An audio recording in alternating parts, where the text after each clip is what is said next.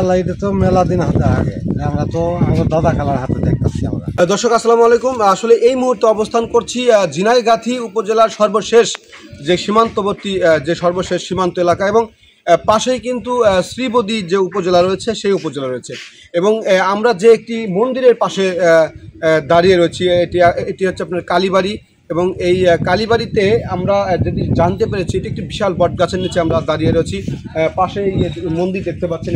আমরা যেটা জানতে পেরেছি দীর্ঘদিন যাবৎ অর্থাৎ প্রায় 100 বছর পূর্বে থেকে এখানে কিন্তু কালী পূজা উপলক্ষে মেলা হয় এবং এই স্থানটি সরকারি ল্যান্ড অর্থাৎ সরকারি ভূমি।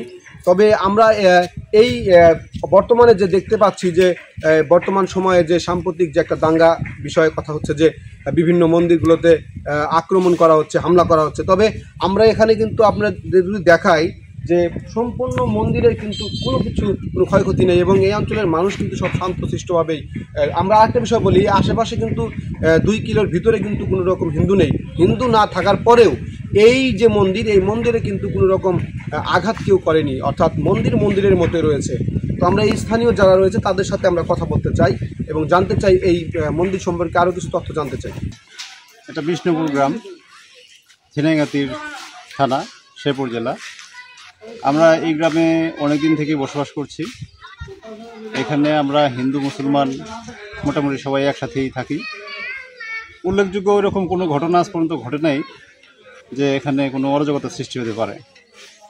তো কিছুদিন আগে সারা দেশে যে একটা পরিস্থিতির সৃষ্টি হয়েছে এর কোনো আজ আমাদের এখানে লাগেনি।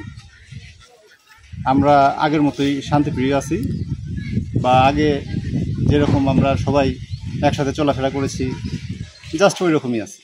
পাশে মসজিদ আছে, স্কুল আছে, সবাই যার যার মতো স্বাভাবিক আছে। আমাদের এখানে সারা দেশে যে একটা আঁচ লেগেছিল ওই রকম কোনো আঁচ এখানে পড়েই নেই, এ কথাই বলা চাই। এটা মানুষ বলাবলি করতেছে যে মন্দির ভাঙতেছে, এরকম একটা কথা শুনতেছি। তো এই যে আপনাদের যে এই যে আমরা যে জায়গায় এখন বর্তমানে অবস্থান করতেছি এটা আসলে কি মন্দির? শ্রী শ্রী বারোমারি চরণতলা মন্দির। এখানে তো আর কোনো লোকজন ক্ষয়ক্ষতি কোনো কিছু নাই। এই জায়গায় সব দিক দিয়ে ঠিক আছে, নিরাপত্তা আছে। মানে এলাকার লোকজন তো আর এরকম না যে বিশৃঙ্খলা করে না, এরকম কিছুই। আচ্ছা, এই মন্দিরটা আসলে কি উপলক্ষে? এই মন্দিরটা হিন্দুদের পূজা, মানে বছরে একবার পূজা করে এরা, কালী পূজা, অনেক বড় পূজা হয় এই জায়গায়, এই উপলক্ষেই। মানে আশেপাশে তো কোনো হিন্দুদের বাড়ি নাই, এখান থেকে 2-3 কিলো দূরে হবে। কিন্তু তারপরেও তো কেউ এই মন্দিরের প্রতি কোনো আক্রমণ করা এরকম কিছু করে নাই? আক্রমণ করা কোনো লোক নেই। এই মন্দিরটা কত বছর আগেকার? আল্লাহ, এটা তো মেলা দিন হাতে আগে আমরা তো আমাদের দাদা খালার হাতে দেখতেছি আমরা।